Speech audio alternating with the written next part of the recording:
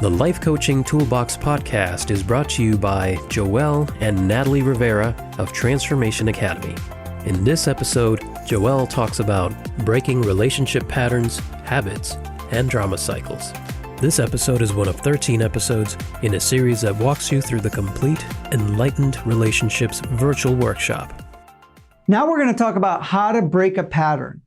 And really, when you're breaking a pattern, you're pushing a thought process, a behavior from your unconscious mind.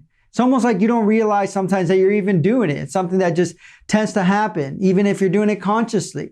So whether it's the crazy 8 cycle or something that you have within your storage unit that you truly want to change and that you know it's impacting your relationship, but you want to make better, this is the way that you would do it.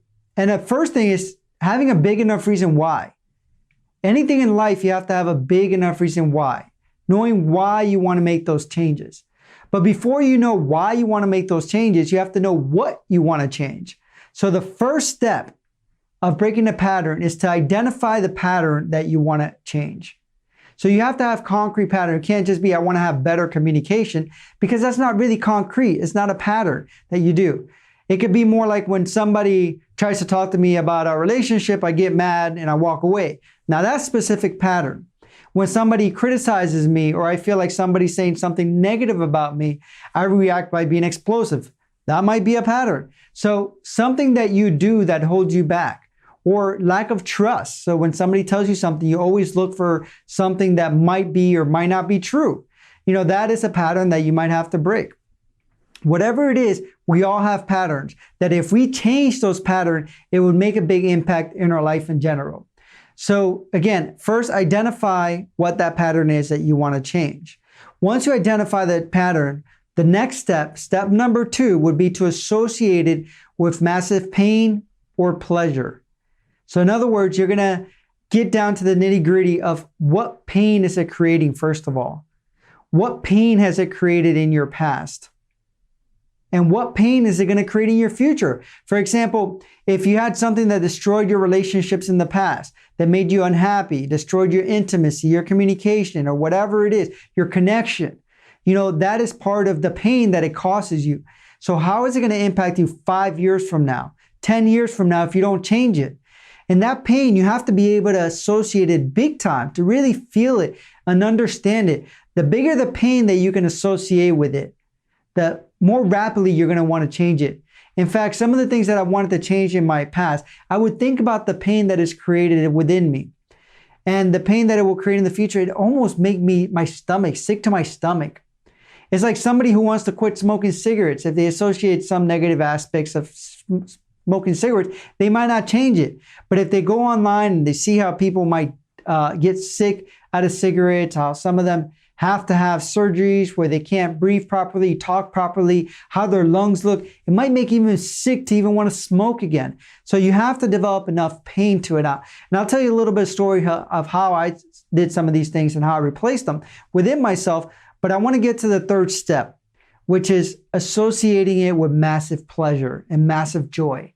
So how is this going to benefit you in the now and in the future? How may this have changed your past? So if you make these changes, how is this going to change your current relationship if you are in one? But if you aren't in one, how is it going to impact future relationships? How is it going to impact you in 5 to 10 years? And visualize it, feel it, see it. And if you can close your eyes and truly associate that pleasure within yourself of that change, you're going to be more willing to take whatever necessary steps you have to make it work. So again, you associated it with pain. Now you associated the new pattern that you want with pleasure. So with that said, you have to have a new pattern. So if you make those changes, what good will come out of it? But the same thing with the storage unit. You just can't take things out of your past patterns or roles that you may have and throw them out the window. You need to replace it with something else. So what do you want to replace that pattern with? And once you think of something that you want to replace it with, then you have to associate that with a massive pleasure. Think of yourself with the new pattern. Visualize yourself. How would that change your life? How would it change your relationship? How would it create more intimacy, more love, better communication, whatever it is? How would it create that? Because again, you can't just change a pattern without replacing it with another pattern. And that's the good thing, that you get to choose what pattern you're going to replace it with. I'll give you a great association within myself. I noticed at one point in my life that I was recreating the same relationships over and over and over again. And they were detrimental to myself. I wasn't really happy. I was happy initially in the relationship, but then I wasn't happy. I didn't have great communication. The connection wasn't there. It was just chaotic many times. And as I started to learn about this many, many years ago, before I even met my wife, I started to realize that I was just doing the same things over and over and over again. So instead of jumping back to the relationship that was chaotic, I told myself that I was going to make these changes. And I associated with massive benefits of how it was going to help me grow personally, how I was going to be able to have the relationship I always wanted, how was I able to create the reality that I wanted instead of living in the past. So what I did was that I recorded it. I made everything that I wanted to change within myself and what I wanted to change when I looked for a partner. And I looked at what patterns I was going to recreate, I was going to change them to, and what I was willing to do about it. And I recorded it, and I would listen to it all the time when I wanted to step back to the old patterns. When I wanted to go back to a relationship I wasn't serving, I would listen to it to tell myself how it was going to impact me in a negative way if I continued this pattern, and how it was going to impact me if I changed the patterns in a positive way, and how much pleasure I would get out of it, and how much pain I would be able to release. And that was the best thing I did. And I would keep listening to rewiring myself to look at it from a different perspective. Another aspect is once you identify it, you make the necessary changes that you want with the pattern that you want to make. You associate it with pain and then you associate it with pleasure. The next step is, once you start implementing it, is celebrating it. And a lot of us fail to do this. And celebration is so key to any success. So let's say if you are looking to make certain changes. So the best thing that you could do is once you start making those changes is you give yourself a high five. If you're in a relationship and you had negative communication, for example, and you get to a situation where you have that crazy eight where you're going to respond with anger instead of with love. And if you say, I want to step away, give me 10 minutes to think about this. I need to get recentered.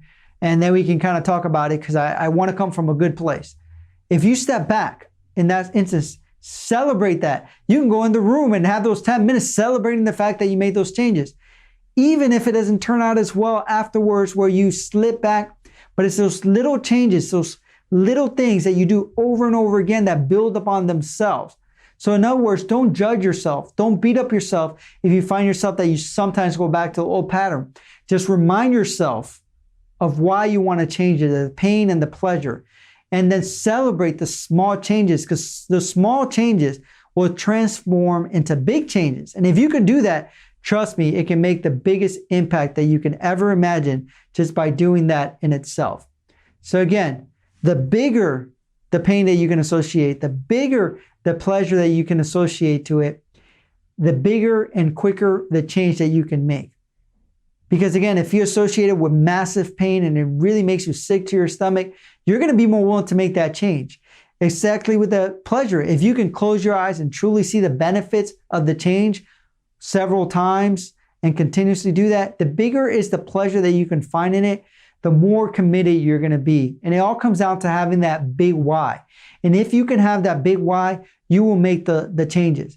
Breaking patterns does not have to be complicated and does not have to be all this big thing that you have to do. It can be very simple. Again, just identifying, associating with pressure and pain, creating concrete things that you want to change it with, and then just taking the steps to do it. Well, I congratulate you because I know that you're going to break these patterns and I know that you're going to have the relationship that you truly want. So let's get started with the activity. Visit transformationacademy.com/toolbox to download free life coaching worksheets that go with the activities discussed in this podcast, plus other resources for creating a thriving life coaching business.